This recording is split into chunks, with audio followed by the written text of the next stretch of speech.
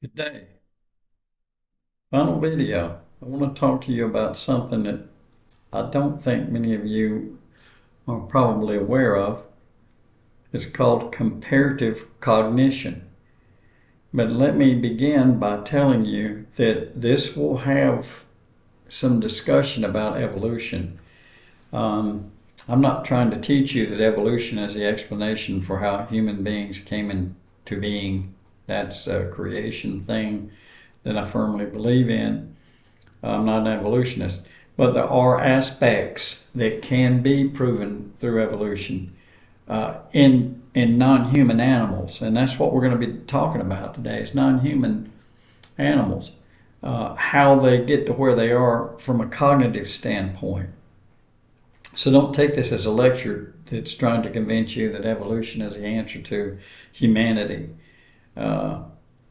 Take it as a lecture in terms of a scientific explanation of how animals get to where they are, and there's an evolutionary trace there. There's not one for humans. This missing link business they've been looking for years, it doesn't exist, at least in the opinion of people who believe in creation. So again, I'm not trying to teach you evolution. I'm discussing the evolutionary aspects of non-human animals, and that's what we'll do. So let's look at it. What is comparative cognition? Well, it is a scientific study, and it studies cognitive processes of non-human animals. And then we compare that to humans. So we're trying to see how we do things compared to how an animal does it in given situations. So there's an inclusionary list. Perception can also be called interpretation. Memory, we all know what that is. Your memory, let me scare you to death, your memory is going to begin to fail you at the age of 25, circa 25. And it goes downhill from there. So be ready. I'm not talking about massive changes, just little minute things. So we're talking about inclusions of perception, memory, attention, problem solving, and social intelligence. And we'll get into those individually in a few minutes. So if you don't quite have a grasp on things like social intelligence, for example, don't worry about it. You will after a while. Why do we want to compare these things? If we understand animal minds, it helps us answer questions like, what are the evolutionary roots of intelligence? Again, I'm not teaching you evolution. It also will point out cognitive traits that are uniquely human, like reasoning at a high level.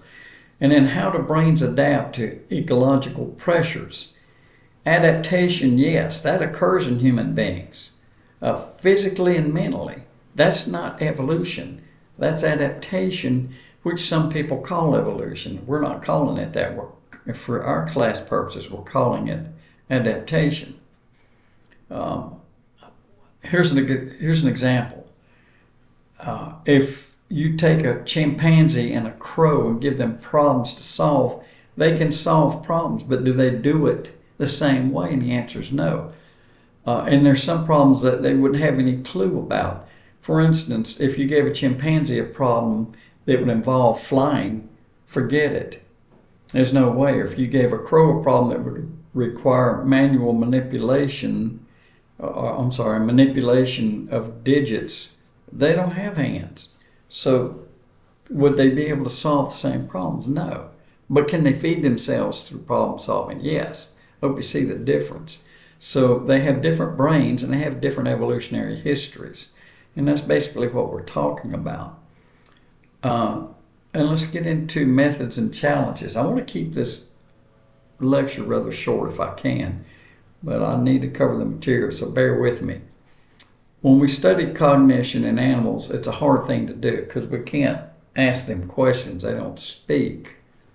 You can't ask a dolphin how it feels or ask a parrot to take a test, a written test. So, not trying to be funny, it's just practical. But what can we use? We can use experiments in operant conditioning. That's consequence-based behavior. You can look it up. You should have had that when you took developmental psych or intro to psych. Training animals to respond to stimuli is basically what operant conditioning is. Choice tasks, it's another area, offering options to test memory or decision making. Remember, we're talking with non-human animals, talking about non-human animals here. And finally, mirror tests, assessing self-awareness. Get into a long discussion about self-awareness. Everything that lives is self-aware, with the exception of plants. So if it's an animal, it's self-aware. If it's a cell, there's some kind of an awareness there.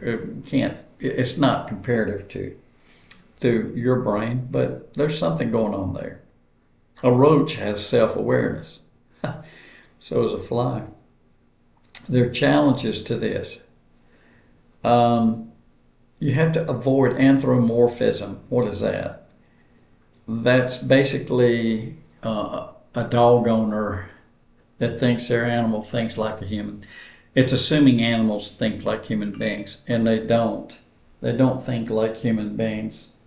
Sorry about that, my phone's acting up. And then that's one aspect of this. These are in the list of challenges. I'm only going to give you two.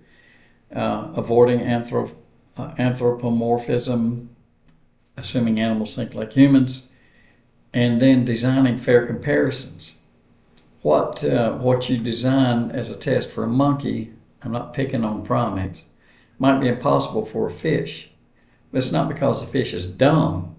It just has a different perception of its world. So, kind of gets a little out there in some cases, but it's practical and it's scientifically sound. I could give you some case studies. Let me just point some things out. There was an experiment done with crows in terms of retrieving food. And these crows were given wire. And what they did was they figured out that they could bend the wire into a hook and retrieve food items with that. That's causal reasoning, doing something to have an effect in the realm of chimpanzees. And again, I'm not picking on primates. There was an experiment done with hidden food. And the experiment involved perspective, and these chimpanzees figured out among themselves how to work together and how to choose a chimpanzee in the group who was dominant and could think its way through retrieval of food. Because they always use a lot of food in these studies. There was an interesting study done with elephants and empathy. What's empathy? That's you sharing experiences with somebody as opposed to sympathy, where you didn't have the same experience but you feel sorry for them. What happened here was a study that revealed that elephants comfort distressed elephants and help them mourn the dead. Emotional intelligence, social awareness. So there's thinking going on here, not human thinking, but high-level thinking. Dogs and human communication. That's been studied ad nauseum. Dogs understand more than some people think they do. They are curious. They have a different nervous system than we do. Dogs understand gestures and words because of the domestication. They're very in tune with our cues, even facial expressions in some cases. And then there were studies done with octopuses, and problem solving. They're like dogs. They have a curiosity, and they have a very different nervous system as well. So they're able to escape from enclosures. They're able to open jars. I think an octopus has like 8 brains. I'm not sure. I'd have to look that up. It's just samples of what we're doing with case study and cognition. Let's take a brief look at evolutionary perspectives. Cognition evolves in response to ecological and social pressures. Some examples: social species like primates and dolphins develop complex communication and memory out of necessity. They have the alpha males and alpha females. Solitary problem solvers like octopuses, they evolve flexible intelligence. They can navigate unpredictable environments. That's been a lot of studies being done here lately with octopus. There's even a bunch out there that says they're from an alien race. Okay. What this leads to is what we call convergent evolution. Different species developing similar cognitive traits independently. Intelligence isn't a straight line from fish to humans. It's a branching tree. That is not evolution. I'm not telling you that we came from a fish. What I'm telling you is there's convergent evolution. Problem solving.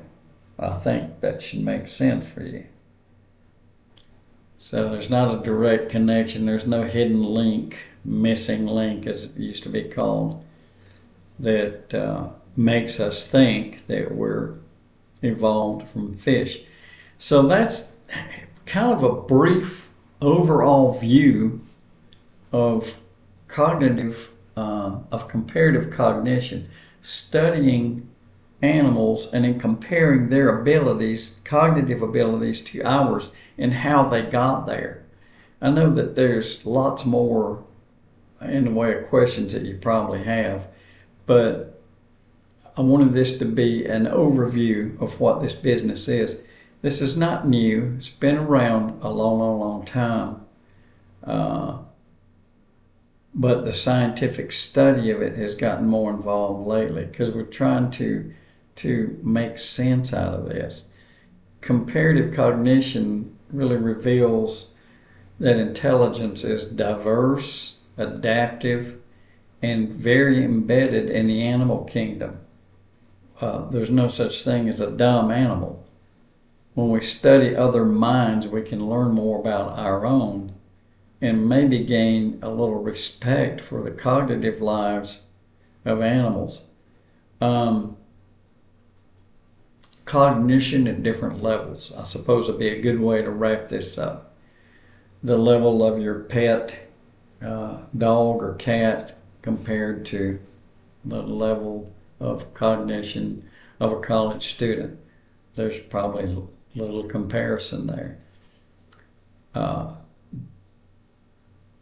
The smartest dogs, smartest breeds of dogs, have the intelligence of a 5-year-old human being. Some thought there, right? So that's what it's all about, comparative cognition. I hope you learned something from this. Hope you had a good session.